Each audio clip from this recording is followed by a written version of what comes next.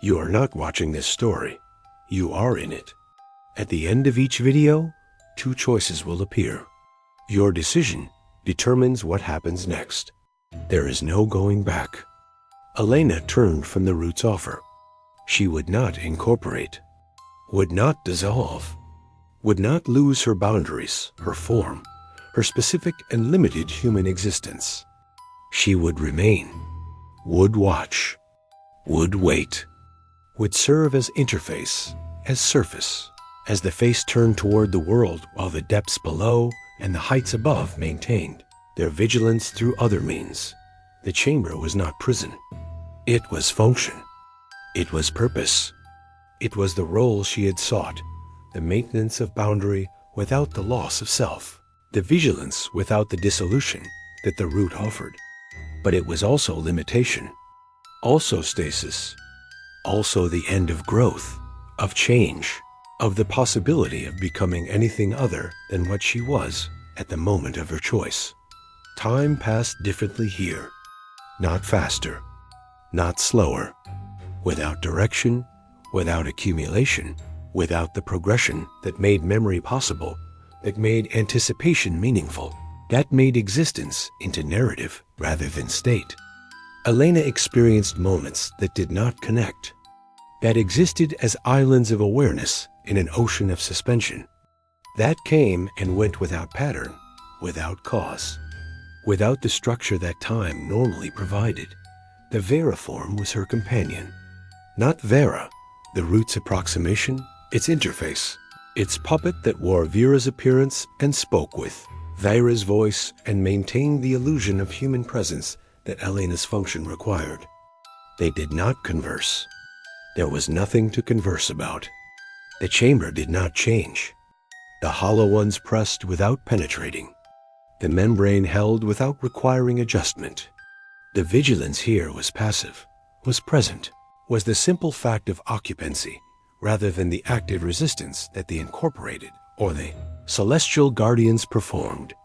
Elena tried to maintain herself, tried to remember who she had been, what she had wanted, the life she had left to come to this house, this inheritance, this function. But memory required change, required the contrast between then and now, between was and is, between the self that had been and the self that had become. And here there was no change, no contrast, only the continuous and unvarying present that was not really present because it was not moving, not becoming, not anything other than itself. She felt herself thinning, not physically. The form was preserved. The root's interface required appearance, required the maintenance of the pattern that Elena had been when she entered the chamber.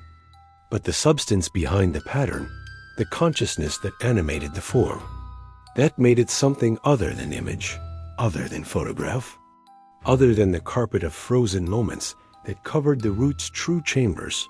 This substance was eroding, was dissipating, was becoming without becoming anything. The Vera form noticed, or the root noticed through the Vera form.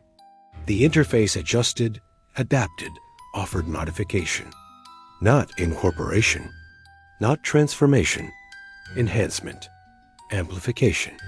The addition of function that would restore meaning, restore purpose, restore the sense of engagement that Elena's existence required to maintain itself as existence rather than as mere persistence. The offer was to expand, to become not only this chamber's interface but others, not only this moment's guardian but others, to distribute her attention across multiple points in the membrane, multiple locations where the hollow ones pressed and required resistance. She would not lose her boundaries, would not dissolve into the root's awareness, would maintain her specific and limited self while extending its application, its relevance, its capacity for meaningful action. Elena considered. The alternative was continued thinning, continued erosion, continued progression toward a state that was not death but was not life. That was preservation without content, existence without experience.